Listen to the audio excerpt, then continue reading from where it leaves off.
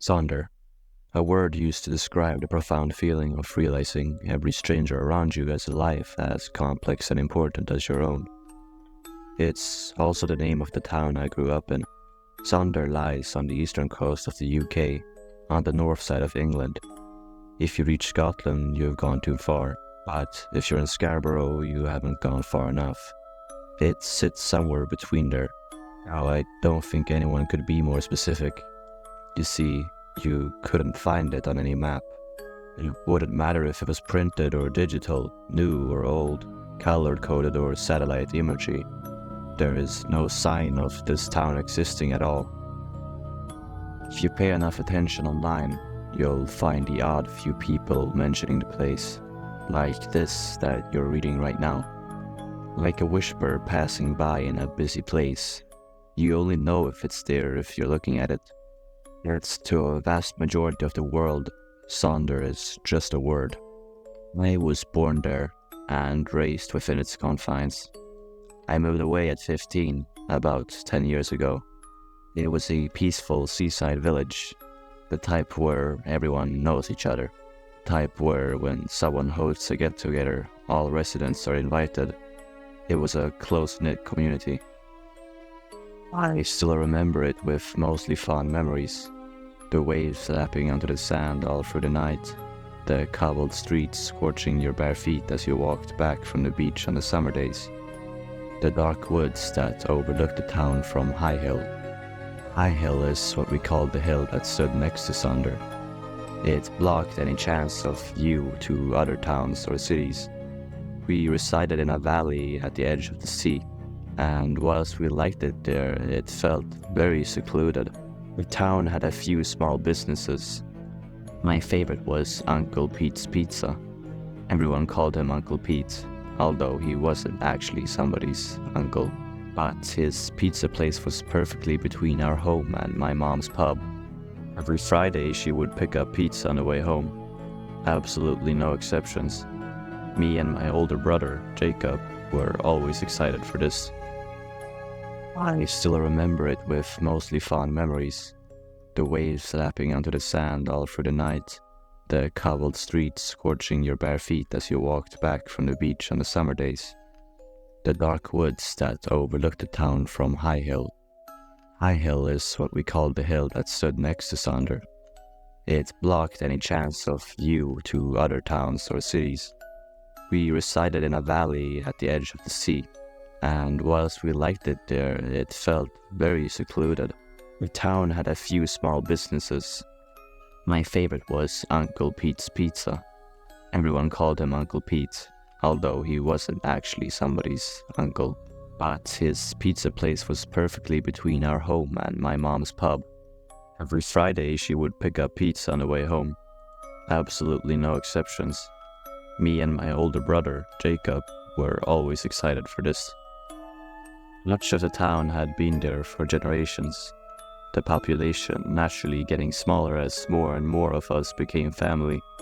But a few people would move here every now and then. All of them found the town in the same way, a leaflet coming through the letterbox while searching for somewhere to move to. Every single time, it's the same story. They were driven here by a house moving service, I guess with no directions or map. It would be difficult to make your own way here. They were lovely. They really helped us, they would always say. Nobody ever really seemed to question it much. I mean, it's not like we're trapped. We could leave whenever we wanted. Make no mistake, Sonder was no prison. It didn't even feel like one. It's just difficult to find, and leaving just felt icky, like you shouldn't do it. As the internet became mainstream, it became more and more obvious to people that the town was so hard to find. Suddenly, people had friends from outside of Sonder, but they could never visit, because they could never seem to find their way in. GPS signal was weak, and opening any app on your phone that tracked your location wouldn't pinpoint you. One truly odd thing about Sonder was the appliances. All of them had the same logo on them. It was the letter V in a circle. Since leaving, I've tried to research this company, but to no avail. The moving company that people arrived in also had its logo on their vans. The town had its issues, known more as the Scream Singers. Nights, if you listened hard enough, you could hear them. A chilling, soft sound. It was almost like a distant scream, yet more melodic. Something enchanting, yet fills you with dread. Nobody ever saw them, but someone in the town would go missing every now and then, maybe once or twice a year. Some lived alone and hadn't seen for a few days before anyone realized. Some were cuddled up in their partner's bed, only for their partner to wake up with them no longer in their arms. The only thing they had in common is that there was never any sign of entry or struggle. My entire life I've known the echoes of the valley to mean trouble, but my mother used to tell me stories of when the townsfolk thought they meant the hope, a simpler time. It's difficult to pinpoint exactly when people made the connections between the disappearances and the whistles of the night, but they would always start a few weeks before disappearance, and would immediately stop after. This had always intrigued me, not as much as it did my brother. Jacob found it fascinating, perhaps because he had never had anyone else close to him taken, and maybe he didn't understand the pain. To him, it was just a mystery wrapped in questions. Some believe the Scream Singers to be the ones taking these people. Some believe their calls to be a warning that something darker is coming. Whatever people believed their intentions to be, everyone knew that their somber singing over Sonder was only bad news.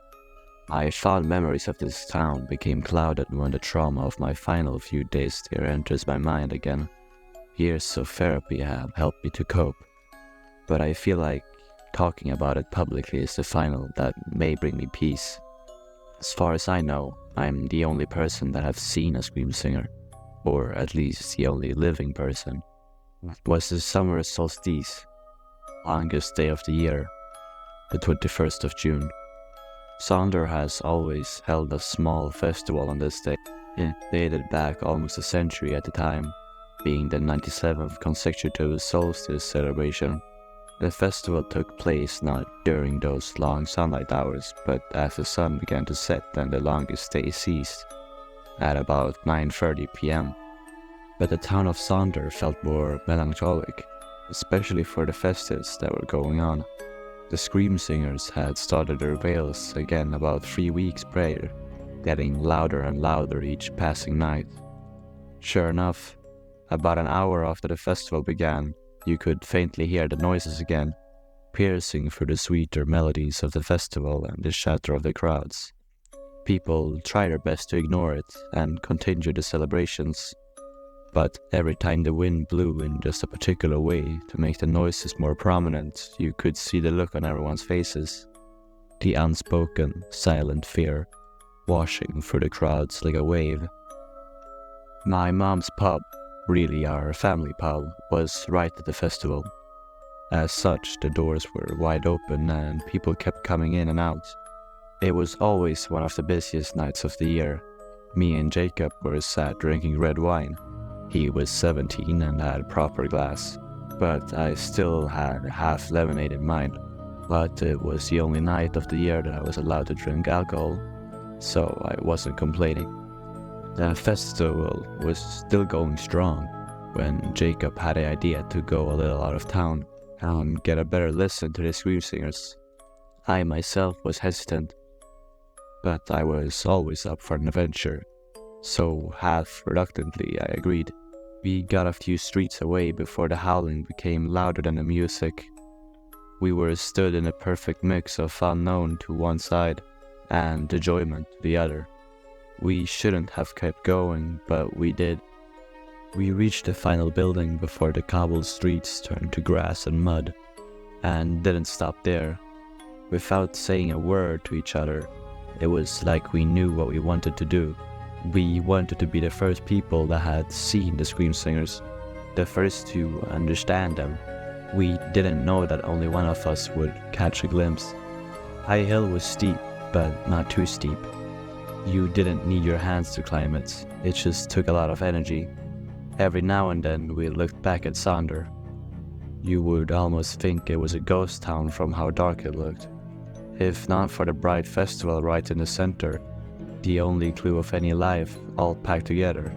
The sounds of a cheering, singing and music echoed up the hill.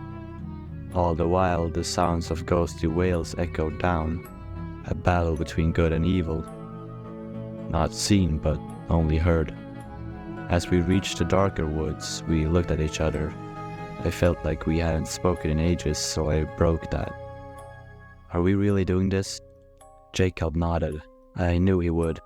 I just needed to say something. Hearing nothing but ghastly screeches was driving me insane. We wandered around in there for what seemed like forever, though it was closer to maybe 5 minutes. Every slight crunch made me flinch and turn around. There was never anything there, except for, of course, the haunting screams. We reached a clearing, and the sounds of scream singers seemed louder than ever. In the center of the clearing was a rock, about as tall as me, and a little wider. Jacob held me, as he could clearly tell I was scared. It's alright, it's just sounds. There's nothing to actually be afraid of. Maybe we should head back. His words didn't comfort me, they only told me one thing. He couldn't see what I could see. Stood on a rock, I saw something I will never get out of my mind. A tall, grey figure about twice as tall as any human I'd ever seen. It had 2 arms, but only one hand. The hand it looked like what I could only describe as twisted. Its fingers were weaved together in a way that didn't make any sense, and certainly wasn't natural. The shape of it was overall humanoid, but all of the proportions were all wrong. It had no eyes, at least not at first. I was terrified looking at this thing, but the moment my heart truly dropped was when the eyes appeared. They slowly came out of his skin. There was no evidence that this creature should even have eyes. There was no holes for them, but as its face opened in a mesmerizing, disturbing way, I saw 2 eyes slowly come forward.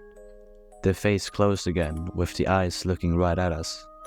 There were only 2 eyes. I counted them. 1, 2. Its face opened up again, as it let out a horrific scream. I ran faster than I ever have in my life before. My occasional looking back behind me, praying that Jacob was actually following me. He was, but he wasn't running from the scream singer. He was only trying to catch up with me, and he had no idea what I was running from.